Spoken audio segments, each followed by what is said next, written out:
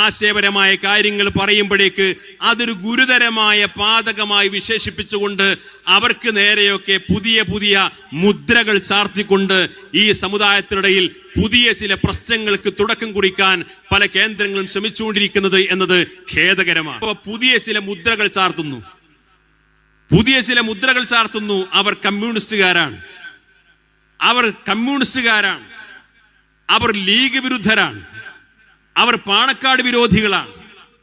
100% തെറ്റായിട്ടുള്ള കള്ളക്കഥകൾ മെനഞ്ഞെടുത്തുകൊണ്ട് സംഘടനാ രംഗത്ത് സജീവമായി പ്രവർത്തിച്ചുകൊണ്ടിരിക്കുന്ന ആളുകളെ തേജോവധം ചെയ്യാനും അപവാദ പ്രചരണങ്ങൾ നടത്താനും സാമൂഹ്യ മാധ്യമങ്ങളിലൂടെ വൃത്തികെട്ട ഭാഷയിൽ തെറി അഭിഷേകം ചെയ്താൽ ഇവരൊക്കെ അടങ്ങിയിരിക്കുമെന്നാണ് ഇത്തരക്കാർ വിശ്വസിച്ചുകൊണ്ടിരിക്കുന്നെങ്കിൽ തെറി അഭിഷേകം നടത്തുന്ന ആളുകൾ അവരുടെ മനോഗതി പുലർത്തുന്നു എന്നല്ലാതെ നമ്മളാരും അതിനെ ചെവിയോർക്കുന്നില്ല. ഈ പ്രസ്ഥാനത്തിന്റെ മുൻപന്തിയിൽ നിൽക്കുന്ന നേതാക്കളെയും പ്രവർത്തകരെയും അങ്ങനെ ഒരു അവരെ ചാപ്പകുത്തിയിട്ട് മഹല്ല് തലങ്ങളിലും സ്ഥാപന തലങ്ങളിലും പ്രാദേശിക തലങ്ങളിലുമൊക്കെ വളരെ മോശമായ രീതിയിലുള്ള പ്രവർത്തനങ്ങളാണ് ഇപ്പോൾ നടന്നുകൊണ്ടിരിക്കുന്നത്.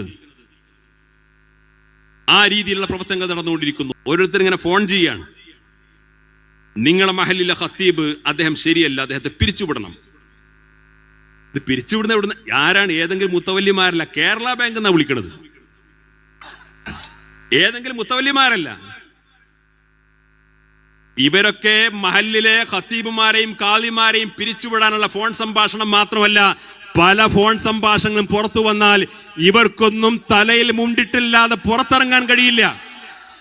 അതുകൊണ്ട് ഈ പാവപ്പെട്ട ഉസ്താദുമാരെ, പാവപ്പെട്ട ഖത്തീബുമാരെ, പാവപ്പെട്ട മുഅല്ലിങ്ങളെ വേട്ടയാടാൻ രംഗത്ത് വന്നാൽ ഇത്തരം ആളുകളൊക്കെ അനുഭവിച്ചേ അടങ്ങൂ എന്ന് മാത്രമേ ഈ സന്ദർഭത്തിൽ സൂചിപ്പിക്കാനുള്ളൂ.